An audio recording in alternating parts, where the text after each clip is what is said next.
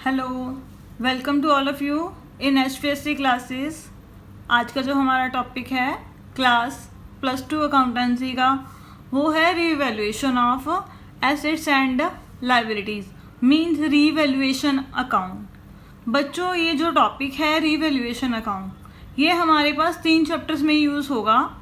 एक तो change in profit sharing ratio में, एक एडमिशन में और एक रिटायरमेंट वाले चैप्टर में। तो इसलिए मैंने रीवैल्यूएशन की अलग से एक सेपरेट वीडियो बना ली है अब ये। तो इसमें आज हम स्पेशली ये करेंगे कि रीवैल्यूएशन क्या होता है। देखो बच्चों, रीवैल्यूएशन का मीनिंग होता है रीवैल्यूड करना, मीन्स दोबारा से मूल्यांकन करना। किस चीज़ का? एसेट्स का या लाइबिलिटीज़ का। उसे हम बोलते हैं बच्चों revaluation account. Revaluation account is an nominal account. जो रीवैल्यूएशन अकाउंट है ये नॉमिनल अकाउंट है। इसमें हम क्या रिकॉर्ड करते हैं? सिर्फ गेन या लॉस।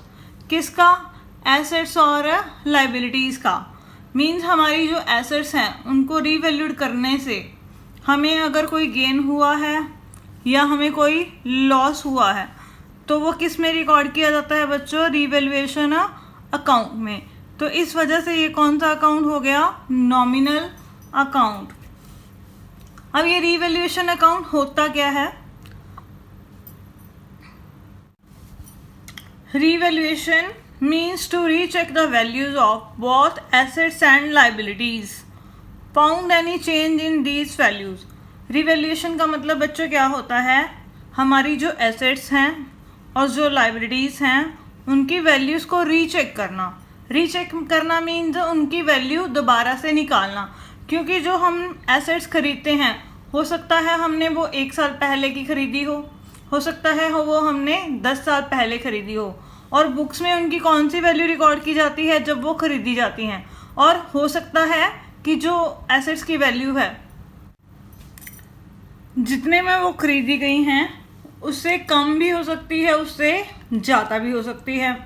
तो ऐसे में जब किसी फर्म का रिकॉन्स्टिट्यूशन होता है, रिकॉन्स्टिट्यूशन मीन्स पार्टनर की आपस की जो प्रॉफिट शेयरिंग रेशो है वो चेंज हो जाती है, या कोई नया पार्टनर फर्म में आ जाता है, या कोई पार्टनर फर्म से रिटायर हो जाता है, या किसी की डेथ हो जाती है।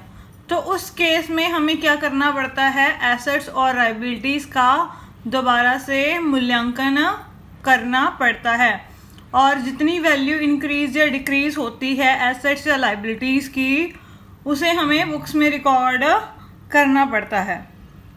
और जो रिवैल्यूएशन अकाउंट है इसको हम और क्या बोलते हैं? कई बार जो रिवैल्यूएशन अकाउंट है इसको हम P&L एडजस्टमेंट अकाउंट के नाम से भी जानते हैं। देखो बच्चों, हमारे पास 2 ऑप्शन होते हैं जब हम एसेट्स की वैल्यू या लाइबिलिटीज़ की वैल्यू रिवाइज करते हैं। फर्स्ट हमारे पास ऑप्शन होता है when revise values are recorded into books. या तो हम जो रिवाइज वैल्यू हैं वो बुक्स में रिकॉर्ड कर लें। सेकंड हो सकता है जो एसेट्स एंड लाइबिलिटीज़ हैं हमारी, उनकी जो बढ़ी हुई वैल्यूज़ हैं या घटी हुई वैल्यूज़ हैं वो हम बुक्स में रिकॉर्ड ना करें। तो अब हम जानते हैं कि जो रीवैल्यूएशन अकाउंट है वो कब कब बनाया जाता है। When revaluation account is prepare. Revaluation account कब बनाया जाता है? First, if there is any change in profit sharing ratio of partners. अगर पार्टनर्स की आपस की जो प्रॉफिट शेयरिंग रेशो चेंज हो जाती है तो उस केस में हमें एसेट्स और लाइबिलिटीज़ का दोबारा से मूल्यांकन करना पड़ता है, मीन्स उनको रीवैल्यूड करना पड़ता है। तो उस केस में हमें रीवैल्यूएशन अकाउंट बनाने की ज़रूरत पड़ती है। उसके बाद if new partner admitted into the firm. जब कोई नया साझेदार पार्टनरशिप फर्म में आता है तो उस केस में भी हमें एसेट्स और लाइबिलिटीज़ जो हमारी फर्म की होती हैं उनको रीवैल्यूड करना पड़ता है। रीवैल्यूड करने के बाद जो भी एसेट्स की बढ़ी हुई वैल्यू है या लाइबिलिटीज़ हमारी बढ़ गई या कम हो गई, उससे हमें जो भी प्रॉफिट या लॉस होता है वो हम क्या करते हैं, पार्टनर्स को बांट देते हैं। नए पार्टनर के आने से पहले जो पार्टनर्स होते हैं उनको आपस में उनकी पुरानी रेशो में बांट देते हैं। थर्ड है इफ़ डेथ और retirement of the partner of firm, अगर किसी साझेदार की मृत्यु हो जाती है या कोई साझेदार अपनी मर्जी से अवकाश ग्रहण कर लेता है, तो उस केस में भी हमें क्या करना पड़ता है, एसेट्स और लाइबिलिटीज़ जो हमारी फर्म की होती हैं उनको दोबारा से रीवैल्यूड करना पड़ता है, और उससे जो गेन या लॉस निकलता है वो सभी पार्टनर्स में क्या कर दिया जाता है, उनकी रेशो में डिवाइड कर दिया जाता है। तो बच्चों अब हम करते हैं रीवैल्यूएशन अकाउंट। रीवैल्यूएशन अकाउंट में किन किन चीज़ों को नोट किया जाता है। फर्स्ट नंबर है एसेट्स का, सेकंड है लायबिलिटीज़ का। एक तो एसेट्स रिकॉर्ड की जाती हैं और एक लायबिलिटीज़ रिकॉर्ड की जाती हैं। बच्चों मैं तो आपको दोबारा बता दूं, जो रीवैल्यूएशन अकाउंट है वो कौन सा अकाउंट है, हमारा नॉमिनल अकाउंट है। ये आपको शॉर्ट क्वेश्चन में पूछा जा सकता है। ये नॉमिनल अकाउंट क्यों है, क्योंकि इसमें हम केवल जो हमारी एसेट्स होती हैं और जो हमारी लायबिलिटीज़ होती हैं उनकी वैल्यू जितनी इंक्रीज या डिक्रीज़ होती है, एसेट्स की और लायबिलिटीज़ की भी वैल्यू जितनी इंक्रीज या डिक्रीज़ होती है, हम उसके ऊपर जो भी हमें गेन होता है या लॉस होता है सिर्फ हम उसको ही रिकॉर्ड करते हैं। और जो हमारा नॉमिनल अकाउंट का रूल होता है वो क्या कहता है, debit all the expenses and losses and credit all the income and gains. हम सिर्फ इसमें गेन या लॉस को ही रिकॉर्ड करते हैं, तो इस वजह से हमारा ये क्या है, नॉमिनल अकाउंट है। तो रिवैल्यूएशन अकाउंट के ऊपर भी क्या होगा, नॉमिनल अकाउंट वाला प्रिंसिपल एप्लीकेबल होगा। मीन्स हमें अगर लॉस होगा तो रिवैल्यूएशन अकाउंट क्या होगा, डेबिट होगा। अगर गेन होगा तो रिवैल्यूएशन अकाउंट क्या होगा, क्रेडिट होगा। अब देखो बच्चों, हमें कैसे पता लगेगा कि हमें गेन हो रहा है या लॉस हो रहा है। फर्स्ट है हमारे पास हमारी एसेट्स। एसेट या तो उनकी वैल्यू बढ़ सकती है, ठीक है बच्चों, या उनकी वैल्यू कम हो सकती है। अगर एसेट्स की वैल्यू बढ़ेगी, सपोज हमारी जो बिल्डिंग थी 50,000 की थी पहले, अब वो 70,000 की हो गई। पहले बिल्डिंग 50,000 की है, अब वो 70,000 की हो गई, तो हमें क्या होगा, 20,000 का फ़ायदा होगा। तो फ़ायदा होगा तो नॉमिनल अकाउंट है, तो वो रिवैल्यूएशन अकाउंट में कौन सी साइड में जाएगा बच्चों, क्रेडिट साइड में। उसके बाद है अगर एसेट्स की वैल्यू कम हो जाती है, एसेट्स की वैल्यू कम हो गई तो हमें क्या हो गया, लॉस हो गया। तो लॉस होगा तो वो नॉमिनल अकाउंट के रूल के अकॉर्डिंग क्या होते हैं, लॉसेस हमारे डेबिट होते हैं। मीन्स हमारा जो रिवैल्यूएशन अकाउंट होगा वो क्या होगा बच्चों, डेबिट होगा। उसके बाद है लायबिलिटीज़। लायबिलिटीज़ हमारी बढ़ जाती हैं। सपोज हमने किसी के पहले 20,000 रुपीज़ देने थे, अब उसके हमने देने हैं 30,000 रुपये। अब लायबिलिटीज़ बढ़ गई तो मीन्स हमें क्या हो गया, नुकसान हो गया। तो नुकसान क्या होता है, ऑलवेज डेबिट होता है। तो ये रिवैल्यूएशन अकाउंट की कौन सी साइड में आएंगी बच्चों, डेबिट साइड में।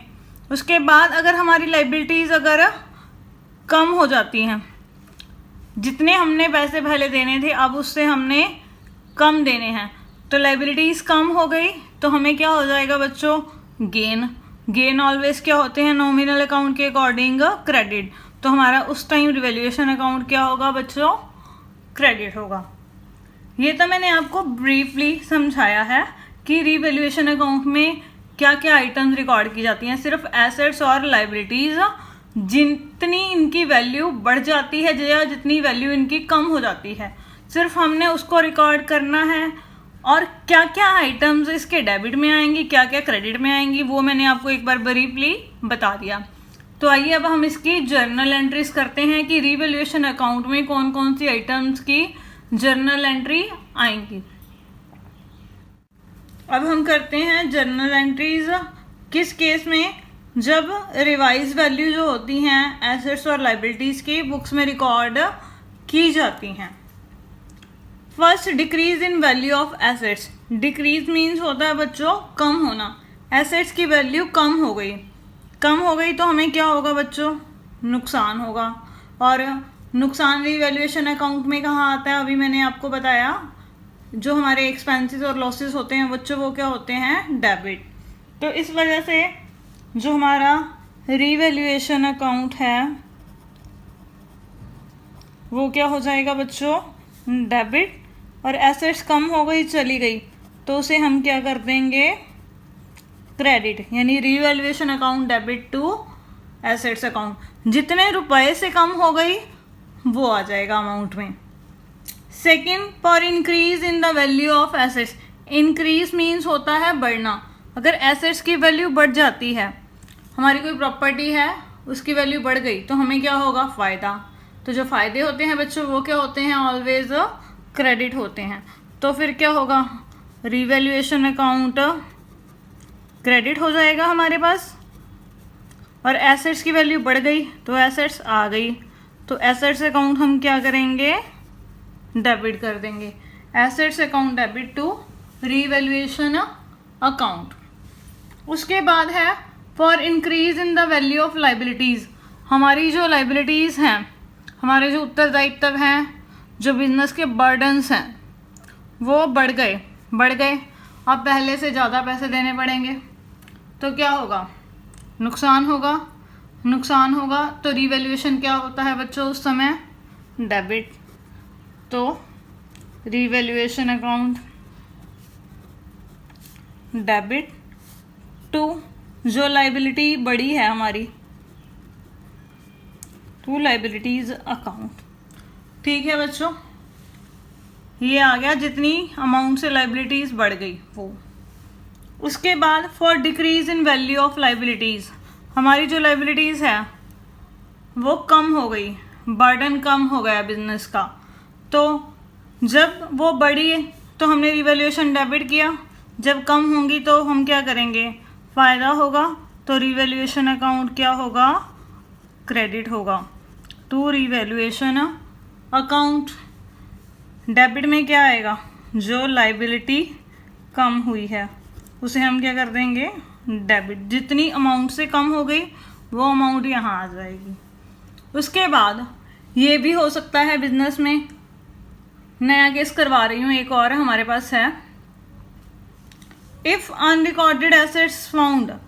हमारे पास बिजनेस में कोई नई एसेट्स आ गई, हमें पता ही नहीं है कि हमारे पास बिजनेस में ये एसेट्स भी पड़ी है, हमने उसे बिजनेस की बुक्स में रिकॉर्ड नहीं किया हुआ, तो अब कर देंगे।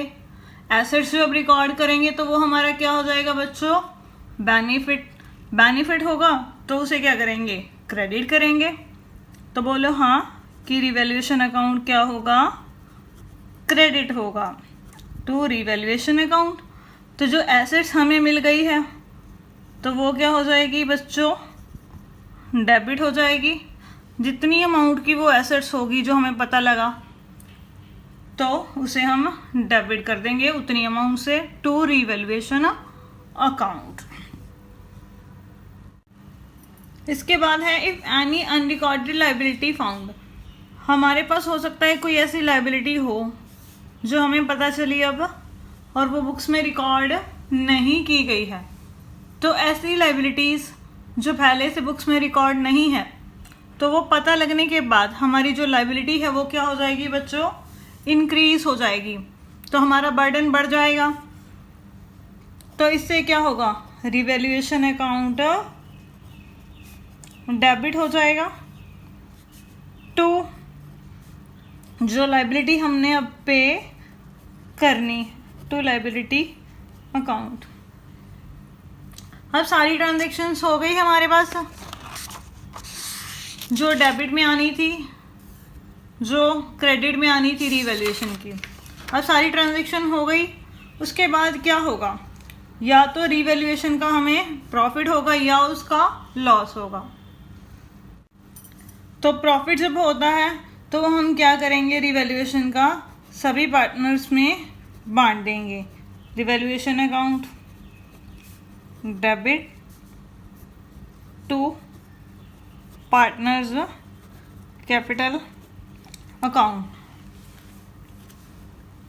उसके बाद है अगर लॉस हुआ है बच्चों तो क्या करेंगे, लॉस है तो पार्टनर से ले लेंगे तो उसे क्या करेंगे, partners capital account debit to revaluation account.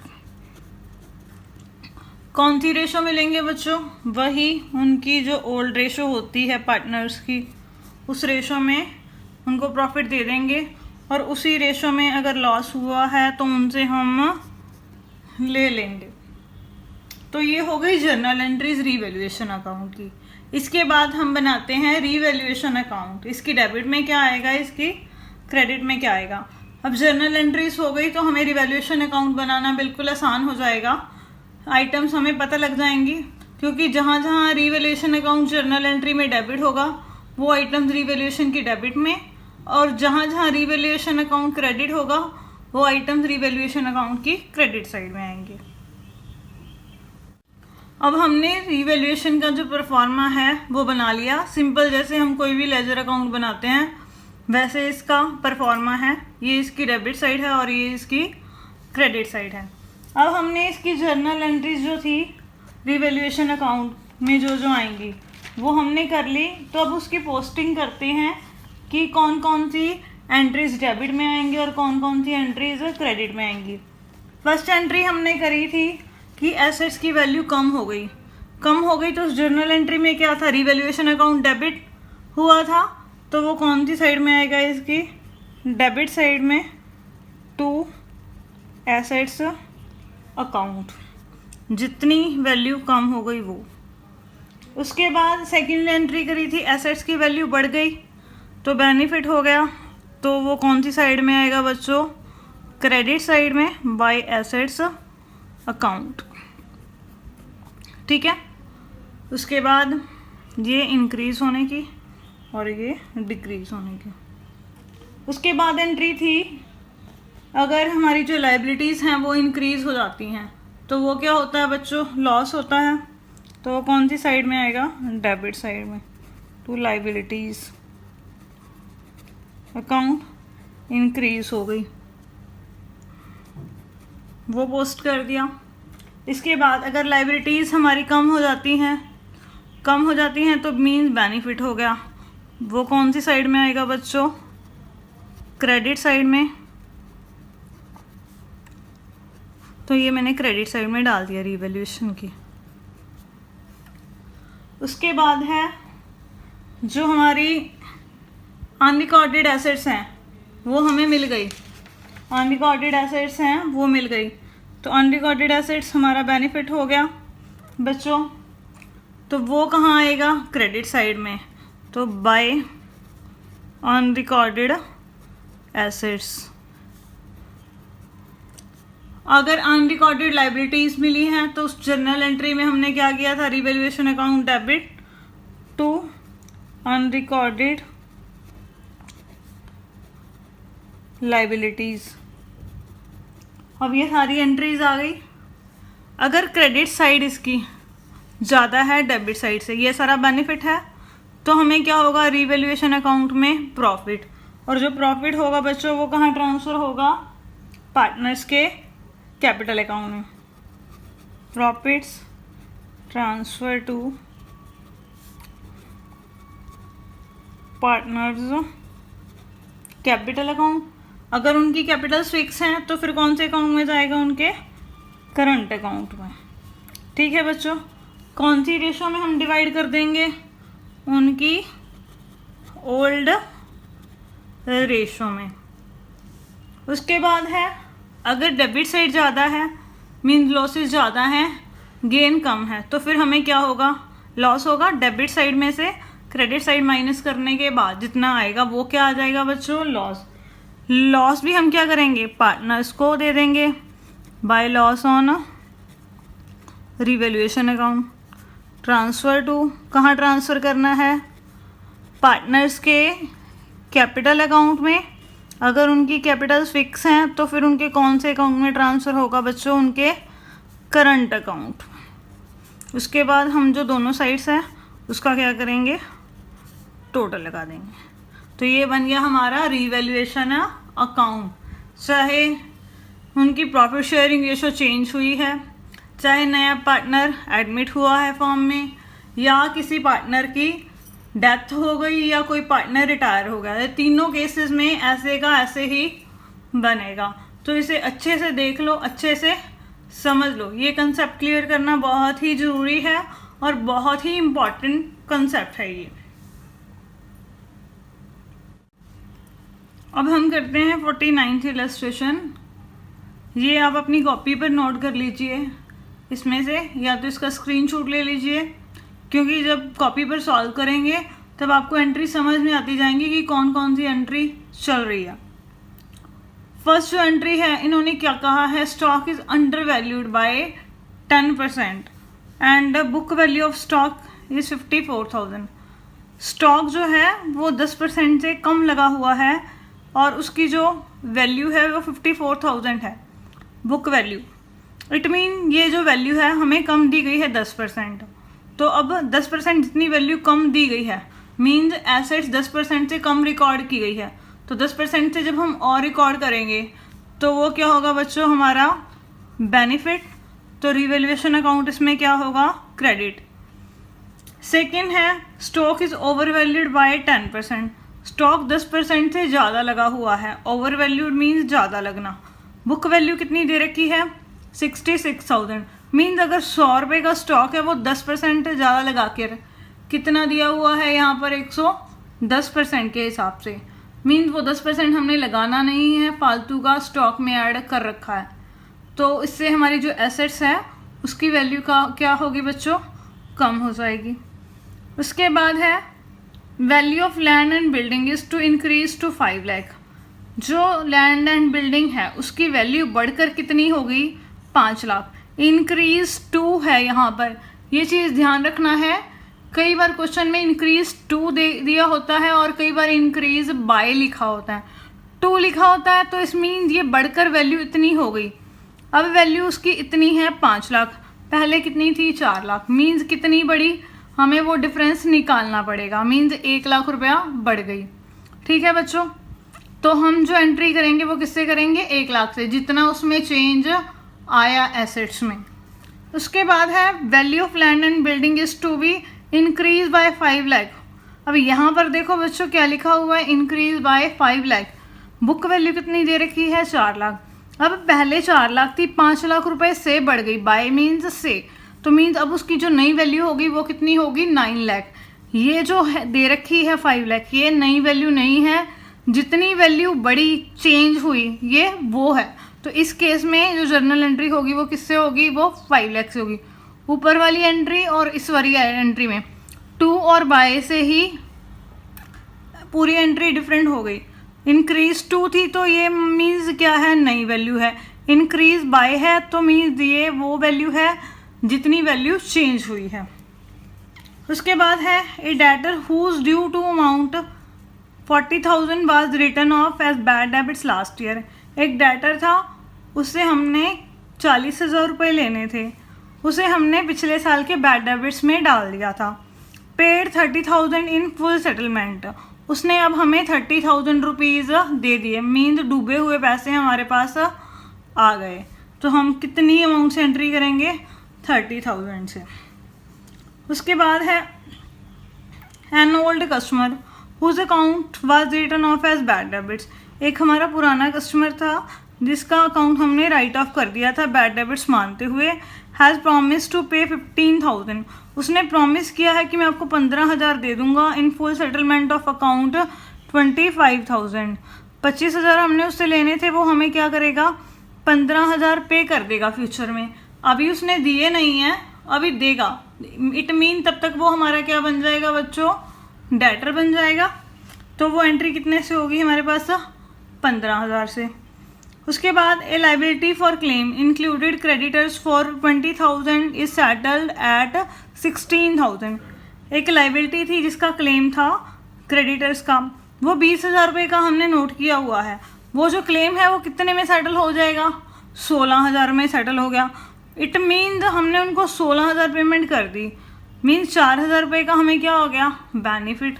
वो किस में जाएगा, 4,000 रिवैल्यूएशन अकाउंट में, जितना भी चेंज आया लाइबिलिटीज़ में या एसेट्स में।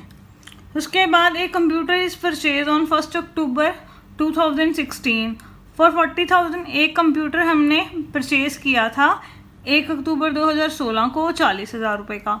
Debit to the office expenses account, वो हमने ऑफिस एक्सपेंसेस में क्या कर दिया, डेबिट कर दिया। जब हम एसेट्स खरीदते हैं बच्चों, वो हमारा खर्चा नहीं होता, वो हमारी एसेट्स होती है। तो हमने ऑफिस एक्सपेंसेस मानकर उसको गलती से डेबिट कर दिया। अब वो हमारी क्या बन गई, एसेट्स बन गई। तो एसेट्स बन गई तो रिवैल्यूएशन अकाउंट क्या होगा बच्चों, क्रेडिट होगा। लेकिन अब वो जो एसेट्स है उसके ऊपर हमने डेप्रिसिएशन भी लगाना है। कितने परसेंट, 10%। कौन से मेथड से लगाना है, रिटर्न डाउन वैल्यू बेसिस के हिसाब से। तो उसके बाद पहले तो 40,000 को रिकॉर्ड करेंगे, फिर उसके ऊपर 10% डेप्रिसिएशन लगाएंगे, या सीधा ही इसकी नेट इफेक्ट की हम एंट्री कर देंगे। तो आप इसका स्क्रीनशॉट ले लीजिए। इन जर्नल एंट्रीज को हम कॉपी पर सॉल्व करते हैं। 49th इलस्ट्रेशन अभी हमने पढ़ ली। इसमें जो फर्स्ट एंट्री है वो किसके बारे में है, स्टॉक। जो स्टॉक है वो क्या है, अंडर वैल्यूड है। कितने से, 10% से। ठीक है बच्चों, अंडर वैल्यू 10% मीन्स 10% से कम लगा हुआ है। अगर स्टॉक की वैल्यू 100 रुपये है, सपोज एक्चुअल वैल्यू उसकी 100 रुपये है, मीन 10% कम लगा हुआ है, मीन 10 रुपये माइनस करेंगे तो एक्चुअल में कितने का लिखा हुआ है बुक्स में, 90 का। बट हमने लिखना कितने का है, 100 का लिखा है, वो 90 का। तो और उसकी जो बुक वैल्यू है स्टॉक की वो कितनी दे रखी है हमारे पास, 54,000। देखो बच्चों, अगर बुक्स में स्टॉक 90 का लिखा हुआ है तो उसकी एक्चुअल वैल्यू कितनी है, 101 है, तो कितनी आएगी, 100/90। अगर बुक वैल्यू हमें 54,000 दी हुई है तो वो स्टॉक हमारा कितने का बनता है, एक्चुअल में 60,000 का। स्टॉक हमारा 60,000 का है बट बुक्स में कितने का दिखाया हुआ है, 54,000 का। मीन स्टॉक की जो वैल्यू है वो कितनी इंक्रीज हो गई, 6,000 रुपीज़ से। तो जब स्टॉक की वैल्यू बढ़ गई तो वो हमारी क्या है, एसेट। एसेट है तो रिवैल्यूएशन अकाउंट उस टाइम क्या होता है बच्चों, क्रेडिट होता है। तो पहली जर्नल एंट्री क्या होगी, stock account debit to revaluation account. कितने से, 6,000 रुपीज़ से। ठीक है, समझ में आ गया कि जब अंडर वैल्यूड दिया है तो उस समय हमें उसे कैसे सॉल्व करना है। सेकेंड एंट्री भी वही है, जो स्टॉक है वो यहाँ पर अब क्या है, ओवर वैल्यूड है। कितने से, 10% से। और जो बुक वैल्यू है स्टॉक की वो कितनी दे रखी है, 66,000। लेट कर लेते हैं कि जो एक्चुअल वैल्यू है स्टॉक की वो कितनी है, 100। और उन्होंने यहाँ पर ओवर वैल्यूड कर रखा है, मीन्स ज़्यादा लगा रखा है 10% स्टॉक। तो 10 ऐड करेंगे तो एक्चुअल में वो कितने का लगा रखा है बुक्स में, 110 का। बट शो कितने का होना चाहिए था, 100 का। अगर वो 110 का शो किया हुआ है तो उसकी एक्चुअल वैल्यू कितनी है बच्चों, 101 है, तो 100/110। अगर उसकी बुक वैल्यू कितनी दे रखी है, 66,000। तो स्टॉक की जो एक्चुअल वैल्यू है बच्चों वो कितनी बन गई यहाँ पर, 60,000। स्टॉक 60,000 का था बट ओवर वैल्यूड करके हमने कितने का शो कर रखा है बुक्स में, 66,000 का। मीन्स हमने क्या किया हुआ है, 6,000 रुपये स्टॉक ज़्यादा दिखा रखा है बुक्स में, बट वो 6 उतने का है नहीं। तो हम क्या करेंगे, वापस उसको 60,000 में नोट करने के लिए क्या करेंगे, रीवैल्यूएशन को डेबिट कर देंगे, क्योंकि ये 6,000 हमारा क्या हो गया, लॉस हो गया।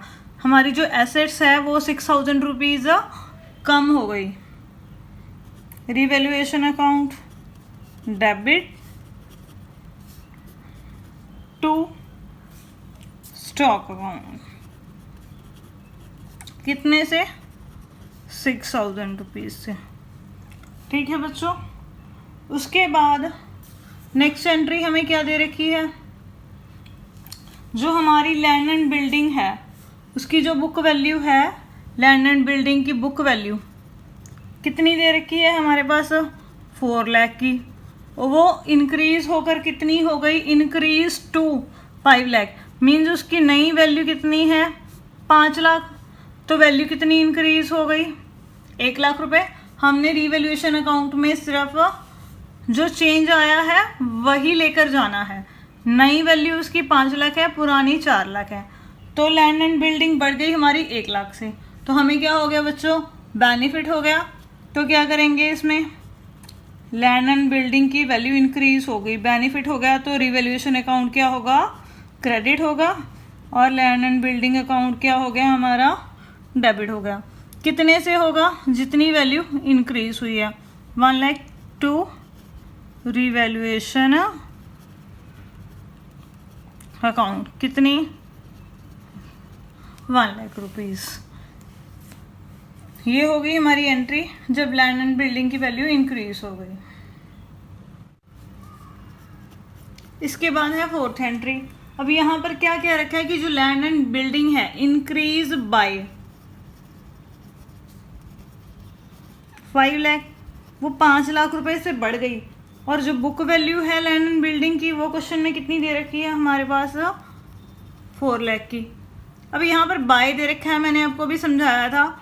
तो मीन जो बुक वैल्यू है वो इतने से बड़ी है, मीन जो नई वैल्यू आएगी वो कितनी आएगी, 4 लाख की बुक्स में दे रखी है, 5 लाख रुपए और बढ़ गई।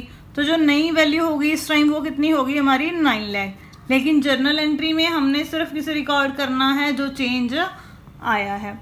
तो हम क्या करेंगे, जर्नल एंट्री बेनिफिट हो गया, एसेट्स बढ़ गई, तो वही सेम एंट्री हो जाएगी, land and building account debit to revaluation account, कितने से, 5 लाख से। उसके बाद हमने किसी डेटर से पैसे लेने थे 5th एंट्री में, तो उसने हमें 30,000 दे दिए। वो हमने पहले राइट ऑफ कर चुके हैं हम उसे, तो पहले राइट ऑफ कर चुके हैं, वो पैसे हमारे पास आ गए। पहले तो जो पैसे आएंगे हमारे पास उसकी एंट्री करेंगे, बैंक बैलेंस बढ़ेगा, बैंक अकाउंट डेबिट टू कौन से पैसे आए हैं, जो हमारे डूब गए थे, means to bad debits recovered, कितने के, 30,000 के। उसके बाद जो ये बैड डेट्स रिकवर हुए हैं, ये हमारा क्या हो गया बच्चों, गेन हो गया एक तरह का। तो ये गेन कहाँ जाएगा, रीवैल्यूएशन अकाउंट में। तो इसकी नेक्स्ट एंट्री होगी, bad debits recovered account debit to revaluation account, कितना, 30,000 रुपीज़। उसके बाद जो नेक्स्ट एंट्री है हमारे पास 6, उसमें क्या था, जो कस्टमर है उसने हमें प्रॉमिस किया है कि मैं आपको 15,000 रुपीज़ दे दूँगा, और जो उसके पैसे थे वो हमने राइट ऑफ कर चुके हैं। और वो प्रॉमिस कर रहा है तो वो हमारा क्या बन जाएगा, डेटर। देखो बच्चों, इस केस में तो हमारे पास पैसे आ गए थे, बट जो ये केस है इसमें अभी उसने प्रॉमिस किया है, हमें पैसे नहीं दिए, तो इस वजह से वो हमारा क्या बन गया बच्चों, डेटर बन गया, उससे पैसे हमने लेने हैं। 2 बेनिफिट हो गया, तो रिवैल्यूएशन अकाउंट क्या होगा, क्रेडिट हो जाएगा। कितने का प्रॉमिस किया है उसने हमें, 15,000 रुपये का। उसके बाद 7th एंट्री, लाइबिलिटी जो थी क्रेडिटर की वो हमने सेटल कर दी। 20,000 की जो लाइबिलिटी थी वो हमने 16,000 में सेटल कर दी। तो 16,000 तो हमारा कैश गया, और जो 4,000 का हमें बेनिफिट होगा वो कहाँ जाएगा, रीवैल्यूएशन अकाउंट में। तो जर्नल एंट्री क्या होगी बच्चों, क्रेडिटर था, क्रेडिटर्स क्रेडिट होते हैं बट उसको पेमेंट कर रहे हैं, उसका खाता ख़त्म हो जाएगा तो उसे हम क्या कर देंगे, डेबिट। कितना, 20,000। तो हमारे पास से जो बैंक बैलेंस है वो कितना गया, हमने पेमेंट कर दी उसको 16,000 की। उसके बाद जो 4,000 का हमें बेनिफिट हो गया वो कहाँ जाएगा, रिवैल्यूएशन अकाउंट में। वो हम क्या हो गया, वहाँ पर क्रेडिट हो गया। लास्ट 7th एंट्री हमारी इस क्वेश्चन की, हमने एक कंप्यूटर खरीदा था 1 अक्टूबर 2016 को, ठीक है, 1 अक्टूबर 2016 को। कितने रुपीस का ख़रीदा था बच्चों, वो हमने 40,000 का। और वो हमने ऑफिस एक्सपेंसेस मानकर उसे हमने क्या कर दिया, डेबिट कर दिया ऑफिस एक्सपेंसेस को। लेकिन वो है क्या, हमारा कंप्यूटर जो है वो हमारा ऑफिस इक्विपमेंट है, हमारी एसेट्स है। तो और उसके ऊपर हमने क्या करना है, रिटर्न डाउन वैल्यू बेसिस पे डेप्रिसिएशन लगाना है। डेप्रिसिएशन की जो रेट है वो 10% है। और जो हमारा अब सेशन ख़त्म हो रहा है वो 31 मार्च 2018 को ख़त्म हो रहा है, ठीक है बच्चों। तो अब क्या करेंगे, पहले हमने 1 अक्टूबर 2016 को वो कंप्यूटर ख़रीदा है, तो हमारा वो जो सेशन होगा वो कब ख़त्म होगा, 31 मार्च 2017 को, क्योंकि ये जो सेशन ख़त्म हो रहा है 31 मार्च 2018 को ख़त्म हो रहा है। तो फिर 1 अक्टूबर से 31 मार्च तक कितने महीने बनेंगे, 6 महीने। तो जिस साल हमने कंप्यूटर ख़रीदा है उस साल उसके ऊपर कितने महीनों का डेप्रिसिएशन लगेगा, 6 महीनों का। 40,000 का 10%, बट 6 महीनों का डेप्रिसिएशन जो होगा बच्चों वो कितना आएगा, यहाँ पर सॉल्व करेंगे इसको, 2,000। तो नेक्स्ट ईयर उसकी जो वैल्यू रह जाएगी कंप्यूटर की वो कितनी रह जाएगी, 38,000। यहाँ पर रिटर्न डाउन वैल्यू बेसिस से कहा है, तो जो नेक्स्ट ईयर डेप्रिसिएशन लगेगा वो किसके ऊपर लगेगा, 38,000 के ऊपर। तो नेक्स्ट ईयर का जो डेप्रिसिएशन होगा वो कितना होगा, 38,000 का 10%, तो कितना आ गया, 3,800। 38,000 का कंप्यूटर था और 3800 डेप्रिसिएशन लग गया, तो वो कितने का रह गया हमारे पास, 34,200 का, ठीक है बच्चों। और ये जो 34,200 है हमारी एसेट्स, आज के टाइम में जब हम रीवैल्यूड कर रहे हैं तो उसकी वैल्यू आज 34,200 है। वो हमने बुक्स में रिकॉर्ड नहीं कर रखी तो उसे हम क्या करेंगे, रिकॉर्ड कर देंगे कंप्यूटर को। Office equipment account debit to क्या होगा, रीवैल्यूएशन अकाउंट, कितने से, 34,200 से, ठीक है बच्चों। जब हमने उसको रिवैल्यूड किया तो उस टाइम जो कंप्यूटर है हमारा 31 मार्च 2018 को कितने रुपीस का है, 34,200 का। तो हम उसे 34,200 को बुक्स में रिकॉर्ड कर देंगे और जो वो बेनिफिट होगा वो हम कहाँ डाल देंगे, रीवैल्यूएशन अकाउंट की क्रेडिट साइड में। तो इसी के साथ आज का जो टॉपिक था हमारा वो कंप्लीट हो गया। अगर आपकी कोई क्वेरी है या कोई प्रॉब्लम है तो आप नीचे कमेंट सेक्शन में जाकर मुझसे पूछ सकते हैं। घर पर रहिए, स्वस्थ रहिए, पढ़ते रहिए और साथ के साथ हमें सपोर्ट करते रहिए। हमारी जो वीडियोस हैं उनको शेयर करते रहिए। Thank you.